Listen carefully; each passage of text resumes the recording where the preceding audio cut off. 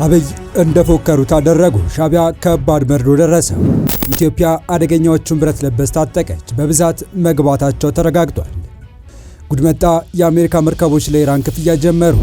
ኢራን በሆርሙዝ በኩል የሚያልፉ መርከቦች ላይ የጉዞ ቀረጥ ክፍያ መቀበል መጀመሯን ይፋ አደረገች። ትራምፕ ክብራቸውን ለማስመለስ ቆረጡ። ፕሬዝዳንቱ በሆርሙዝ ላይ አዲስ ኦፕሬሽን አዘዙ። አሜሪካ የኢራን መርከብ ኢትዮጵያ አፍንጫ አገተች።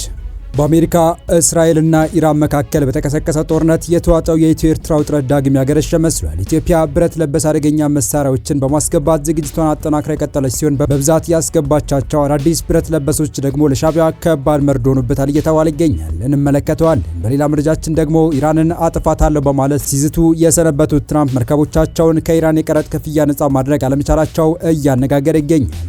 የአሜሪካ መርከቦች ለኢራን ክፍያ ስለመጀመራቸውና ትራምፕም ክብራቸውን ለማስመለስ ቆርጠው በመነሳት በሆርሙዝ ላይ አዲስ ኦፕሬሽን ስለማዘዛቸው አክለን ይዘን ተገኝተናል። ሰላም ውድ የሁሉ ቤተሰቦች እንደምን አላችሁ? ቻናሉን ሰብስክራይብ፣ ላይክ፣ ሼር ያደርጋችሁ እስከ መረጃዎቻችን ፍጻሜ አብራችሁን ቆዩ። ኢትዮጵያ በአፍሪካ ቀዳሚ ወታደራዊ ተቋም ባለቤት ለመሆን እያደረገች ባለው መጠነ ሰፊ እንቅስቃሴ ሰራዊቱን ትጥቅ ማዘመንን ቀዳሚ ስራዋ ካደረገችው አላደር ማለቷ ይታወቃል። በቅርቡ በጥቂት ሀያላን ሀገራት እጅ ብቻ የሚገኙ ዘመናዊ የውጊያ ጀቶችና ድሮኖችን በእጇ ማስገባቷንም በአየር ኃይሉ 9ኛ ዓመት የምስረታ በዓል ላይ ለዓለም ያስተዋወቀችው ኢትዮጵያ የእግረኛና ሜካናይዝድ ጦሩንም የማዘመን ስራ በተመሳሳይ ፍጥነት እያካሄደች መሆኑ በሚነገርበት ወቅት ከሰሞኑ ዓለም አቀፍ ዝናን ያተረፉ ዘመናዊ ብረት ለበስ ወታደራዊ ተሽከርካሪዎች ማስገባቷን ዓለም አቀፍ ወታደራዊ መረጃ ምንጮች እየዘገቡ ይገኛሉ። ኢትዮጵያ ካልዲስ ኤምኬ20 የተባሉትን ወታደራዊ ብረት ለበስ ተሽከርካሪዎች በእጇ ማስገባቷ ተዘግቧል። ኢትዮጵያ ከትላንት በስቲያ ሚያዝያ 13 2018 ዓ.ም ተሽከርካሪዎችን ወደ ሀገር ውስጥ ማስገባቷን ጠቅሶ መረጃውን ይፋ ያደረገው ሚሊታሪያ አፍሪካ የተባለ ወታደራዊ መረጃዎችን የሚያነፈንፈው ድረገጽ የተሽከርካሪዎች ብዛት በተመለከተ ትክክለኛ ቁጥር ባይታወቅም በትንሹ በደርዘኖች ከፍ ካለም በመቶዎች የሚቆጠሩ በዚህኛው ዙር ኢትዮጵያ መድረሳቸውን በዘገባው አመልክቷል። ከብረት ለበስ ወታደራዊ ተሽከርካሪዎቹ በተጨማሪ ለወታደራዊ ጭነት አገልግሎት የሚውሉ ከባድ መኪኖች ከዩናይትድ አረብ ኤሚሬትስ ጋር በተደረገ ስምምነት ማዕቀፍ መሰረት ወደ ኢትዮጵያ እንደሚገቡም በዘገባው አመላክቷል። ኢትዮጵያ ወታደራዊ አቅሟን እያጠናከረችና እያዘመነች ስለመሆኑ የሚዘረዝረው ሚሊታሪ አፍሪካ የቱርኩን ቤራክተር 2ና ኤክሲኒ ድሮኖችን እንዲሁም የሩሲያውን ኦሪዮን ኢድሮንና የአክ130 የተባለ ጀት እንዲሁም የቻይናውን ኤስኤች50 የተባለ መድፍ በቅርብ ጊዜያት ውስጥ መታጠቋን ዘርዝሯል። በተባበሩት አረብ ኤሚሬት ወታደራዊ ኢንጂነሪንግ ኩባንያዎች አማካኝነት የሚመረቱ እነዚህ ማኬቪ የተባሉት ብረት ለበስ የውጊያ ተሽከርካሪዎች 300,000 ፈረስ ጉልበት ያላቸውና በሰዓት 110 ኪሎ ሜትር የሚያክል መንገድ ማካለል የሚችሉ ባለከፍተኛ አቅም ወታደራዊ ተሽከርካሪዎች መሆናቸውን ስለ ተሽከርካሪዎቹ የወጡ መግለጫዎች ያመለክታሉ። የቀላል መሳሪያ ጥይትና የከበረ መሳሪያ ጥይት ፍንጣሪ መቋቋም የሚችሉት እነዚህ የውጊያ ተሽከርካሪዎች በመንገድ ላይ የተጠመደ ፈንጂዎችን የሚቋቋሙ ሲሆን የ30 ሚሜ እና የ7.62 ሚሜ መሳሪያ እንዲሁም ባለ 45 ሚሜ ቦምብ መተኮሻ ተገጥሞላቸዋል። እነዚህ ኤምሲኤቪ የተባሉት መኪኖች ወደ ኢትዮጵያ መግባት የጀመሩት ካለፈው ሐምሌ ወር ጀምሮ ሲሆን በየካቲት ወርም ሩሲያ ሰራሽ የሆነ ካማዝ 53949 የተባሉ በርካታ ብረት ለበስ ተሽከርካሪዎች ወደ ኢትዮጵያ መግባታቸው ይታወቃል። በቀጣይ መረጃ ትራምፕ ክብራቸውን ለማስመለስ ቆርጠው የተነሱ መስለዋል። በሁለት ቀናት ብቻ ከ30 በላይ የሚሆን የኢራን ግዙፍ የጭነት መርከቦችን የትራምፕን የባህር ክልከላ ማዕቀብ በመጣስ ሆርሙዝ መሻገራቸው ከተነገረ በኋላ ፕሬዝዳንቱ በሆርሙዝ ላይ አዲስ ኦፕሬሽን እንዲካሄድ ማዘዛቸው የተሰማ ሲሆን የሀገሪቱ ጦርም አንድ የኢራን መርከብ ኢትዮጵያ አፍንጫ ስር በህንድ ውቅያኖስ ላይ በቁጥጥር ስር ማዋሉን አስታውቋል።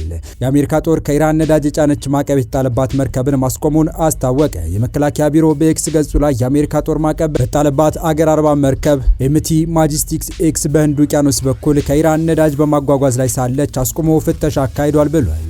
ቢሮው ለኢራን የቁስ ድጋፍ ያደርጋሉ ተብለው የሚጠረጠሩ መርከቦችን አስቆሞ እንደሚፈትሽና በቁጥጥር ስር ማዋሉን እንደሚቀጥል አስጠንቅቋል። ይህ እርምጃ የባህር ትራንስፖርት ክልከላ ህግ ተላልፏል ወይም ስጋት ነው ተብሎ የተጠረጠረ መርከብን መፈተሽ ወይም መያዝን ያካትታል ብሏል ቢሮው። አሜሪካ በሆርሙዝ ወሽመጥ ላይ እገዳ ከጣለች ጀምሮ በርካታ መርከቦች እንዲመለሱ ወይንም እንዲቆሙ አድርጋለች። መርከቧ ከኢራን ርቃ በህንድ ውቅያኖስ ላይ እየቀዘፈች የነበረ እንደሆነ ተገልጿል። ይህ በእንዲህ እንዳለ ፕሬዝዳንት ትራምፕ በሆርሙዝ የባህር ወሽመጥ ላይ ጥብቅ ወታደራዊ ትዕዛዝ አስተላልፈዋል። የአሜሪካው ፕሬዚዳንት ዶናልድ ትራምፕ የሀገሪቱ ባህር ኃይል በሆርሙዝ የባህር ወሽመጥ ላይ ፈንጂ የሚቀብሩ ማናቸውንም ትናንሽ ጀልባዎች እንዲመታና እንዲያጠፋ ትዕዛዝ ሰጡ። ፕሬዚዳንቱ ይህንን ትዕዛዝ ያስተላለፉት በማህበራዊ ሚዲያ ገጻቸው ላይ ባሰፈሩት መልእክት ሲሆን የጠላት ባህር ኃይል መርከቦች በሙሉ መደምሰሳቸውንና አሁን ደግሞ በቀሪዎቹ ትናንሽ ጀልባዎች ላይ ምንም አይነት ማመንታት ሳይኖር እርምጃ እንዲወሰድ አሳስበዋል። በተጨማሪም የአሜሪካ ፈንጂ አውጪ መርከቦች በአሁኑ ወቅት የባህር ወሽመጡን የማጽዳት ስራ እያከናወኑ መሆኑን የገለጹት ፕሬዚዳንቱ ይህ ስራ በ3 እጥፍ በጠነከረ መልኩ እንዲቀጥል መምሪያ ሰጥተዋል። ፕሬዚዳንት ትራምፕ በመልእክታቸው ማጠቃለያ ላይ የጠላት የባህር ኃይል መርከቦች ቁጥር 159 መሆኑንና ሁሉም በባህር ስር እንዲሰምጡ መደረጉን ገልጸዋል። ይህ የፕሬዚዳንቱ ትዕዛዝ በሆርሙዝ የባህር ወሽመጥ ላይ ያለውን ወታደራዊ ውጥረት ይበልጥ ሊያባብሰው እንደሚችል ዲፕሎማሲያዊ ተንታኞች ስጋታቸውን እየገለጹ ይገኛሉ። የወሽመጡ ደህንነት በዓለም አቀፍ የነዳጅና ንግድ ልውውጥ እጅግ አስፈላጊ መሆኑ ይታወቃል። በቀጣይ መረጃ ኢራን በሆርሙዝ ወሽመጥ በኩል ከሚተላለፉ መርከቦች የተሰበሰበ የመጀመሪያ የገንዘብ ክፍያ ወደ ሀገሪቱ ማዕከላዊ ባንክ አካውንት መግባቱን የኢራን ፓርላማ ምክትል አፈ ጉባኤ አስታወቁ። ታስኒም የተባለው የኢራን ዜና ወኪል ምክትል አፈ ጉባኤው ሐምድሬዛ ሃጂባቤ ገንዘቡ ገቢ መደረጉን እንጂ ከማንና እንዴት እንደተሰበሰበ ዝርዝር ማብራሪያ እንዳልሰጡ ዘግቧል። ክፍያው መሰብሰቡን በተመለከተ ከባለስልጣኑ ባሻገር ቢቢሲ ከገለልተኛ ወገኖች ማረጋገጥ አልቻለም። ከአሜሪካ ጋር የተኩስ አቁም ከመደረጉ በፊት ኢራን በወሳኙ ሆርሙዝ በኩል ወዳጅ ሀገራት ብቻ እንዲተላለፉ የፈቀደች ሲሆን በወሳኙ የባህር ወሽመጥ የሚያልፉ መርከቦችም እንዲከፍሉ እንደምታደርግ ስትገልጽ ነበር። ይህ የኢራን ውሳኔ በአገሪቱ ፓርላማ ተቀባይነት ያገኘ ቢሆንም የሚከፈለው የገንዘብ መጠን ግን ግልጽ ሳይሆን ቆይቷል። ባለፈው መጋቢት ኢራን እስከ $2 ሚሊዮን የሚደርስ ከፍተኛ መጠን ያለው ገንዘብ እያስከፈለች ነው በሚል ክስ የቀረበባት ሲሆን በህንድ የሚገኘው ኤምባሲዋ ግን ዜናውን አስተባብሏል። ሌላ የኢራን ፓርላማ አባል ኢራን በሆርሙዝ ወሽመጥ በኩል ከሚተላለፍ መርከቦች ገንዘብ መሰብሰቧን ከአስተማማኝ ምንጮች ሰምቻለሁ ሲሉ ለታስኒም ዜና ወኪል አረጋግጠዋል። ጨምረውም ከእያንዳንዱ መርከብ የሚሰበሰበው የገንዘብ መጠን መርከቦቹ የያዙት ጭነት አይነትና መጠንን መሰረት ያደረገ ሲሆን ክፍያውን በኢራን የሚወሰን ነው በማለት ሀገራቸው ያወጣችው መምሪያ ተግባራዊ የሆነ መሆኑን አመላክተዋል። ይህ ኢራን በወሽመጡ በኩል በሚያልፉ መርከቦች ላይ ክፍያ እንደምትሰበስብ ካስታወቀች በኋላ አሜሪካ ተቃውሞ ከማሰማቷ ባሻገር ፕሬዚዳንት ትራምፕ መርከቦች ለኢራን ምንም አይነት ክፍያ እንዳይፈጽሙ አስጠንቅቀው ነበር። ይህ የኢራን አዲስ እርምጃ ጦርነት የመቋቋም አቅሟን እንደሚያሳድግላት እየተነገረ ባለበት ወቅት አንድ የቀድሞ የአሜሪካ ባለስልጣን ለኢራን አሜሪካ ጦርነት ለትራምፕ አስተዳደር መራራ የሆነውን እውነት አፍርጠውታል። የቀድሞው የአሜሪካ ዲፕሎማት ዴቪድ ሳተርፊልድ ኢራን የምጣኔ ሀብት ጫና ከአሜሪካና ዶናልድ ትራምፕ የበለጠ የመቋቋም አቅም አላት አሉ። ዲፕሎማቱ አሜሪካ ከኢራን ጋር የምታደርገው ጦርነት ውጤት የሚወሰነው ማን ረጅም ጊዜ ጦርነት ውስጥ ይቆያል በሚለው ነው ብለዋል። በእኔ እምነት ኢራን ረጅም ጊዜ ጦርነት ውስጥ መቆየት ትችላለች ሲሉ ለቱዴይ ፕሮግራም ተናግረዋል።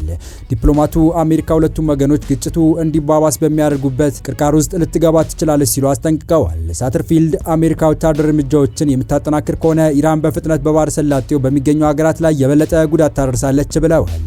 የተወደዳችሁ የቻናላችን ቤተሰቦች ለአሁኑ ለእናንተ ይመጥናሉ ብታደምጧቸው ታተርፉባችኋላችሁ ብለን የመረጥንላችሁ ዕለታዊ መረጃዎቻችን እስካሁን ያደመጣችኋቸው ነበሩ። በተመሳሳይ ሀገራዊና ቀጠናዊ ጉዳዮች እንዲሁም ዓለም አቀፋዊ የጂኦፖለቲካ ወታደራዊና አነጋጋሪ ክስተቶችን ለበለት ተከታትለን በትኩስ ይዘን እንደምንቀርብ እያሳወቅን የቻናሉ ቤተሰብ ካላችሁ ሰብስክራይብ፣ ቪዲዮ ላይክ እና ሼር በማድረግ ተደራሽነታችን ታሰቡ ዘንድ አክብሮታዊ ግብዣችን ነው። አበቃን። ሰናይ ጊዜን ተመኘን።